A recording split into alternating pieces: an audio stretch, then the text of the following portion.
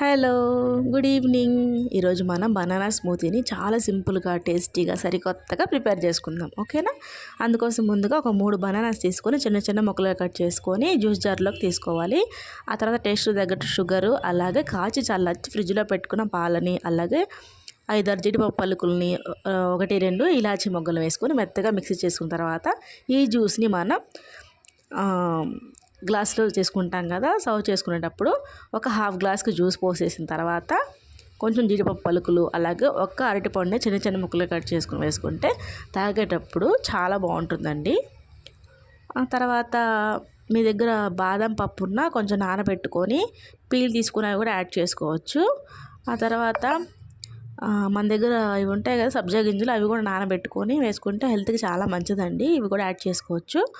ఇంకా ఫైనల్గా వచ్చేసి హార్లిక్స్ కానీ బూస్ట్ కానీ వేసుకొని ఈ స్మూతీ తాగుతుంటే చాలా బాగుంటుందండి. మీరు ఒక్కసారి ట్రై చేయండి. ఓకేనా? వీడియో నచ్చితే సబ్స్క్రైబ్.